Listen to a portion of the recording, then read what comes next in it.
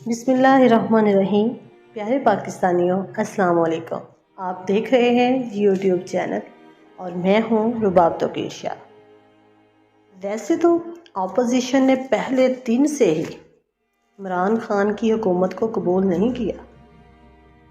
Opposition نے آغاز سے ہی علم بغاوت بلند کر دیا، لیکن بدترین مہنگائی اور کرونا کی صورتحال کے باوجود حکومت کا کچھ نہ بگاڑ سکی۔ کبھی پی ڈی ایم بنا کر حکومت کو پریشرائز کرنے کی کوشش کی تو کبھی مذہب کارڈ کھیل کر حکومت ختم کرنے کی کوشش کی گئی۔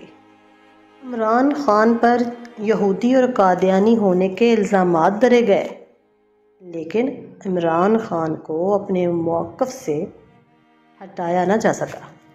پیارے پاکستانیوں،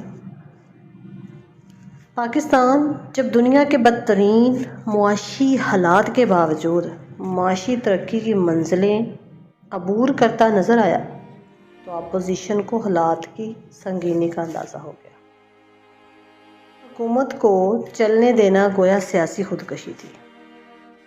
اپوزیشن ایک بار پھر اکٹھی ہوئی، تمام آپشنز پر ان لوگوں نے غور کیا اور فیصلہ کیا کہ پورا زور لگا کر عمران خان کی حکومت کو گرانا چاہیے۔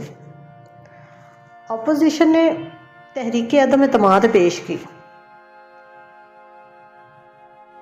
حکومت تو پہلے اتحادیوں کے سہارے کھڑی ہے۔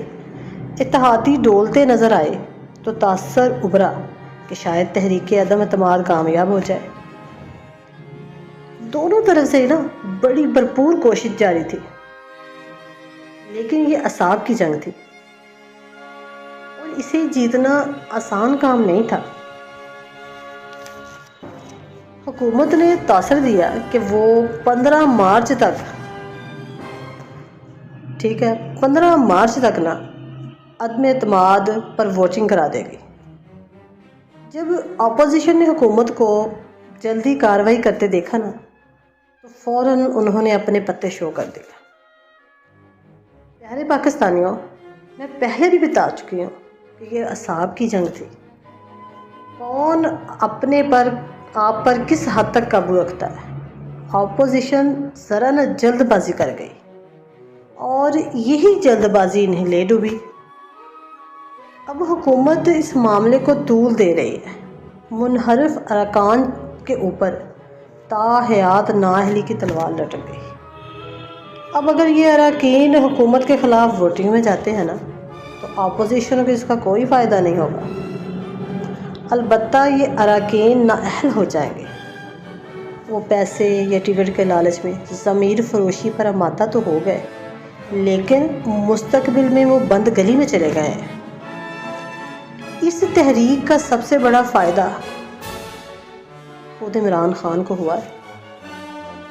عمران خان پچھلے 20 برسوں سے کہہ رہا ہے ایک دن یہ سارے کرپٹ سیاستدان یہ اکٹھے ہو جائیں گے۔ آج جب سارے اکٹھے ہیں تو عمران کا بیانیہ سچ ثابت ہو گیا ہے۔ ماضی میں ایک دوسرے کو چور کہہ کر سیاست کرنے والے جب اکٹھے ہوئے تو پاکستانی عوام یہ سوچنے پر مجبور ہو گئی کہ یہ ہمیں پہلے بیوقوف بنا رہے تھے۔ اب اگر حکومت تحریک عدم اعتماد کو رمضان المبارک تک لے جاتی ہے تو اپوزیشن پریشر بلڈ کرنے کی پوزیشن میں نہیں ہوگی۔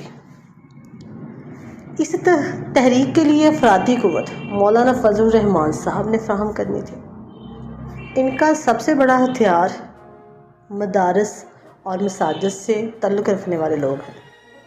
انہوں نے رمضان المبارک شروع ہوتے ہی اپنی جگہوں پر پہنچنا ہے۔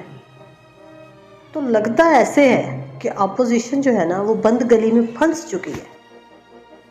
منحرف اراکین کو منظر عام پر لا کر اپوزیشن پہلے ہی اپنے پاؤں پر کلہاڑی مار چکی۔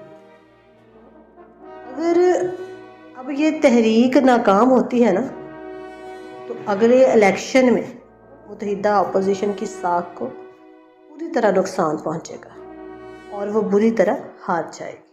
اپنا خیال رکھیے گا۔ خدا حافظ۔